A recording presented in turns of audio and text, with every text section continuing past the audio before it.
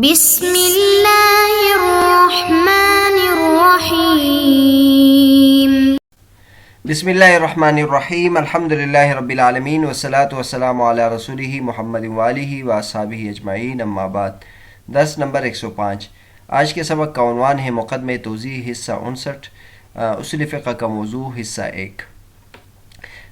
توضیح تلوی کا مقدمہ چل رہا تھا جس میں اصول فقہ کی تعریف اور اصول فقہ کا موضوع بیان کیا ہے مصنف نے۔ تو یہاں تک اصول فقہ کی تعریف سے متعلق مباحث بیان ہوئے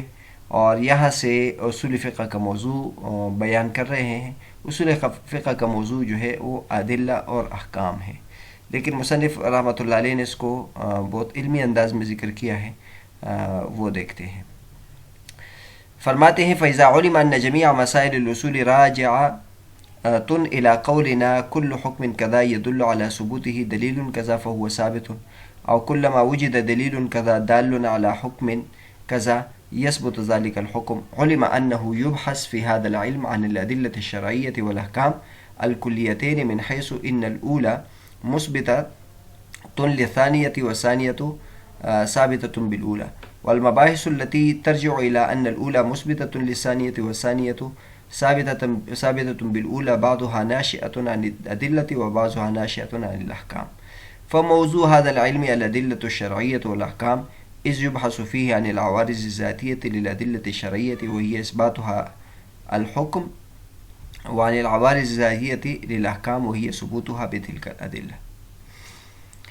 فرماتے ہیں کہ جب یہ بات معلوم ہوئے کہ اصول فقہ کے جتنے بھی مسائل ہیں وہ سب ہمارے اس قول کی طرف راجع ہیں کہ جو بھی حکم اس طرح ہو اور اس کے ثبوت پر ایسی دلیل دلالت کرے تو وہ ثابت ہوگی، یا جب بھی کوئی دلیل وجود میں آ جائے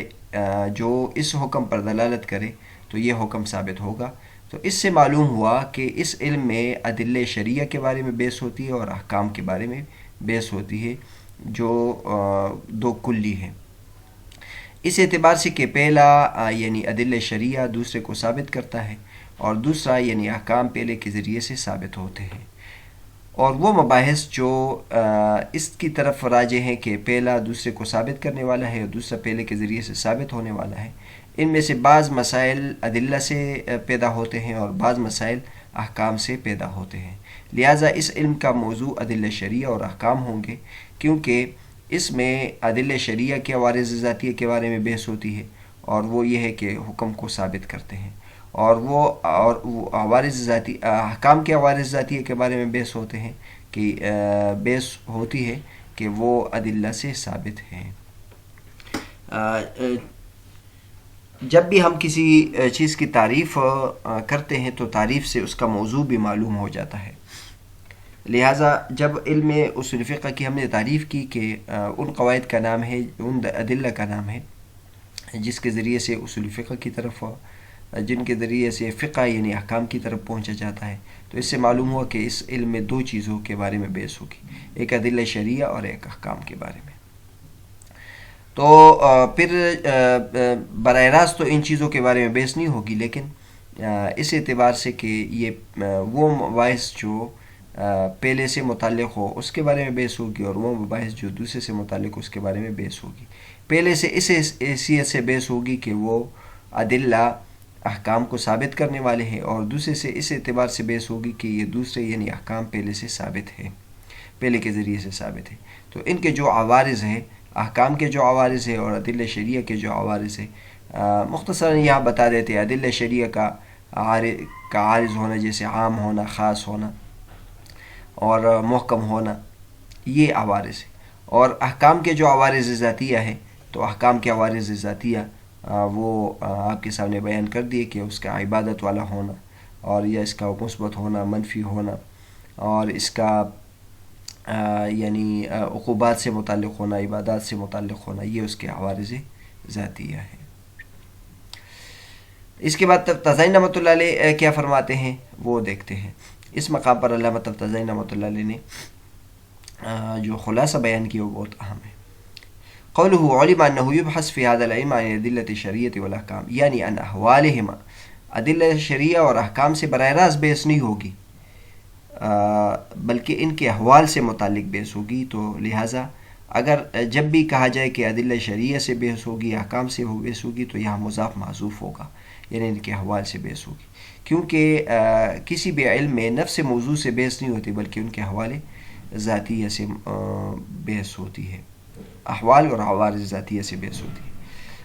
مگر چونکہ مضاف کا حذف کرنا بہت زیادہ عام ہے قوم کی عبارت میں، اس لیے یہاں حذف کیا گیا ہے. قوله فموضوع هذا العلم المراد بموضوع العلم ما يبحث في العلم عن عوارض الذاتية، والمراد بالعرض ها هنا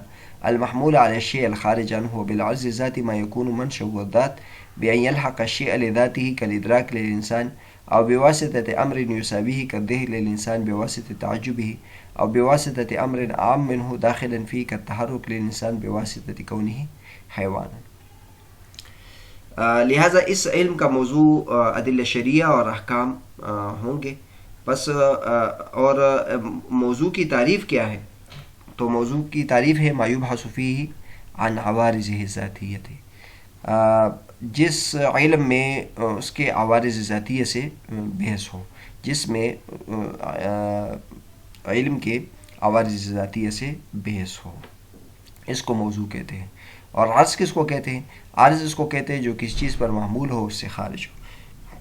یعنی اس کی حقیقت سے خارج ہو. جیسے مثلا ہم کہتے ہیں انسان، اس کی حقیقت حیوان ناطق ہے. اب انسان کی جو عوارض ذاتیہ ہے، ذہن ہے، کتابت ہے، علم ہے، اس کے علاوہ اور بہت ساری چیزیں ہیں جو اس پر محمول ہوتے ہیں اور اس سے کی حقیقت سے خارج ہوتے ہیں.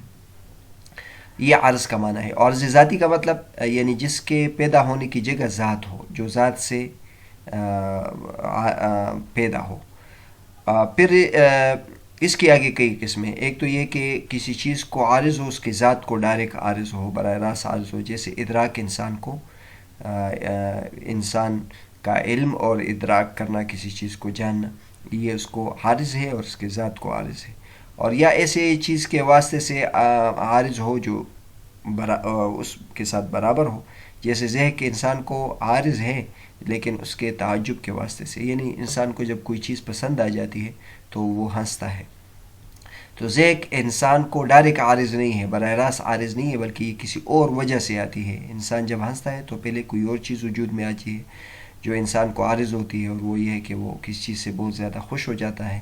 بہت زیادہ متاثر ہو جاتا ہے، تو وہ پھر ہنستا ہے. لیکن یہ دونوں چیزیں یعنی ذہن اور تعجب یہ برابر ہے انسان کے ساتھ عارض ہونے میں. اور یا ایسی چیز کے واسطے سے عارض ہوں گے جو اس سے عام ہو، جیسے مثلا حرکت انسان کو عارض ہے لیکن حیوان ہونے کی وجہ سے کہ وہ جاندار ہے، اس وجہ سے وہ حرکت کرتا ہے. لیکن یہ جو حیوان ہونا ہے یہ عام ہے، یہ حرکت جو ہے وہ خاص ہے اور حیوان ہونا یہ عام ہے. تو بہرحال ایک تو اس عبارت میں علامہ تفتازانی رحمۃ اللہ علیہ نے یہ بیان کیا کہ موضوع کی تعریف کی، ما یبحث فیہ عن عوارضہ ذاتیہ، اور پھر عرض کا مفہوم بیان کر دیا کہ عرض کتنی کتنی چیزیں ہوتی ہیں، اور وہ بیان کیا کہ عرض کی جو نشو و نما ہوتی ہے وہ ذات ہوتی ہے، اور وہ کبھی ذات کو براہ راست ملحق ہوتی ہے اور کبھی کسی اور چیز کے واسطے سے ہوتی ہے.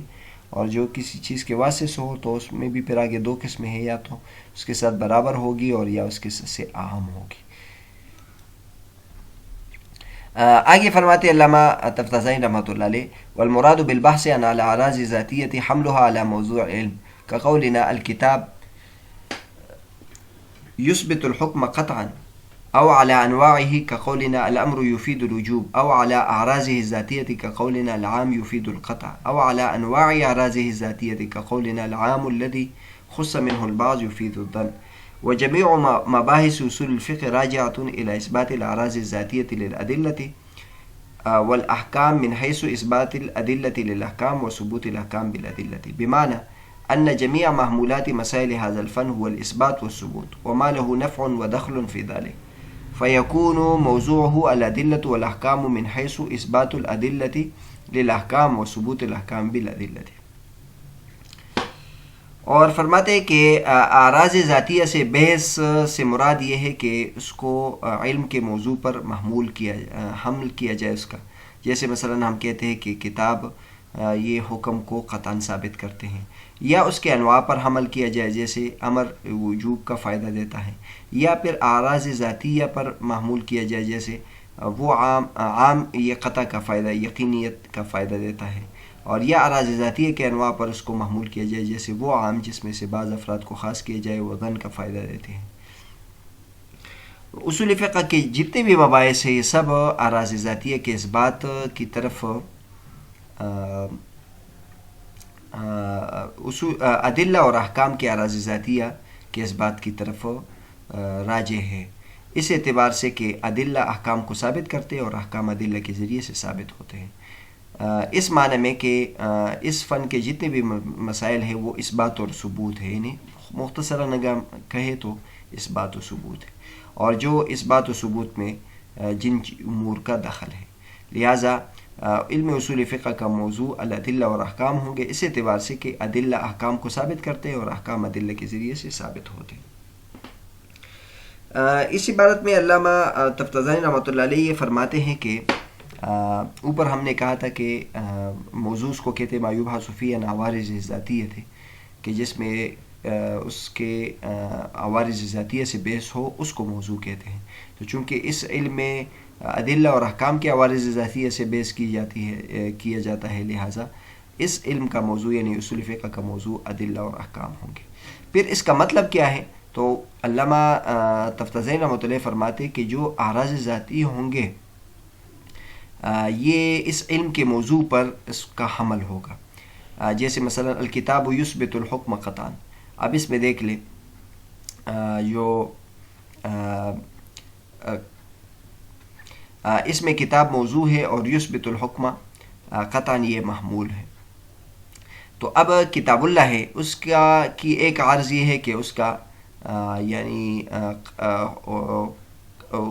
قطعی ہونا، یہ اس کا ایک عرض ہے.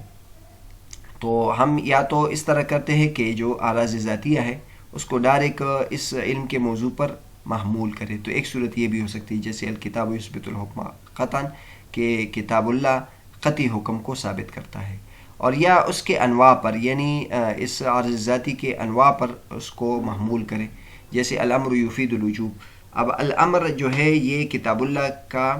کی ایک نوع ہے اور اس کے لیے یفید الوجوب وجوب کی اس پر محمول کیا ہے. اور یا پھر اعراض ذاتیہ پر ہم اس کو محمول کریں جیسے العام یفید القطع. اب عام جو ہے یہ خود عرض ذاتی ہے، یعنی کتاب اللہ کا ایک حکم کا عام ہونا، خاص ہونا، مؤول ہونا، مشترک ہونا، یہ اس کی ایک حالت ہے، اس کا ایک عرض ہے. تو اب عام پر ہم نے حکم کو متفرق کر دیا، حکم لگا دیا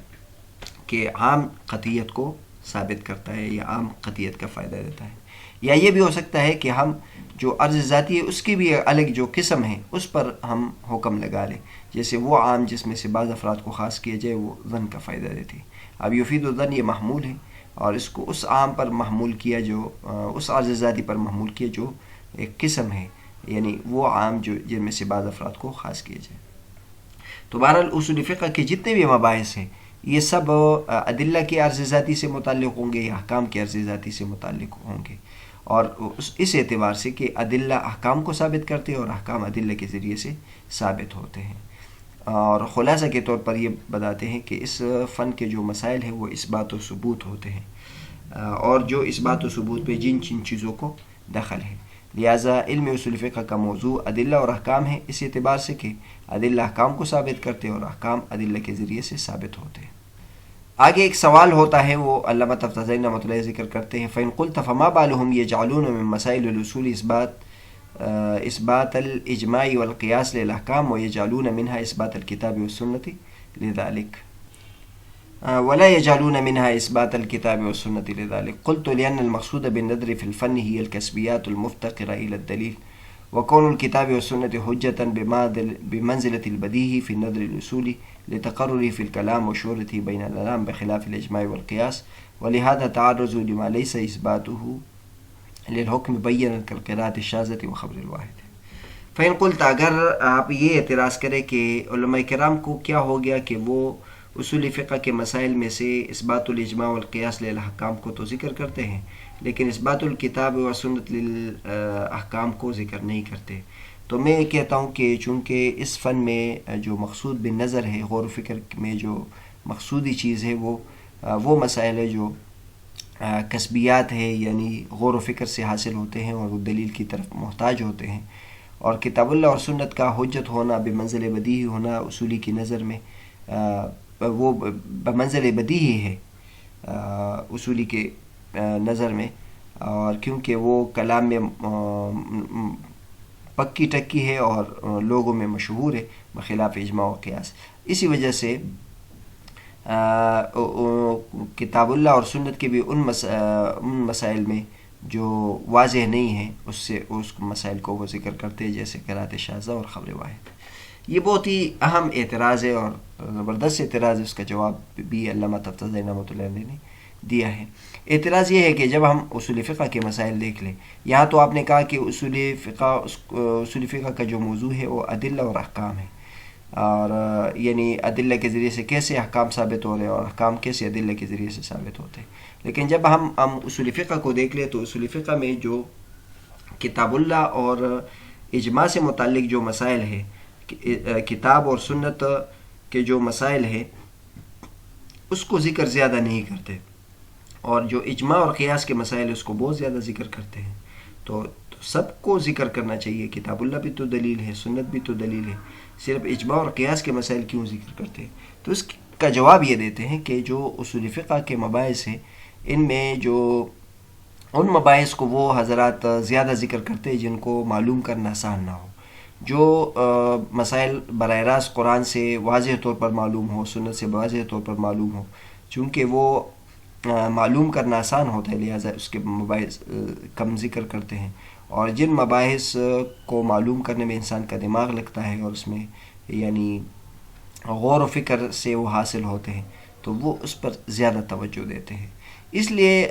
اور کتاب اللہ اور سنت کا حجت ہونا یہ تو واضح طور پر ہے اصولی کی نظر میں، کیونکہ وہ پکی ٹکی بات ہے اور لوگوں میں یہ بات مشہور بھی ہے، بخلاف اجماع اور قیاس کے، کیونکہ عام آدمی اس کو نہیں سمجھ سکتا، اور اس لیے جو متبحر علماء کرام ہیں، جو مجتہدین ہیں، اس کو نکالتے ہیں، اور اس نکالنے میں وہ یہ ان کا کمال بھی ہوتا ہے.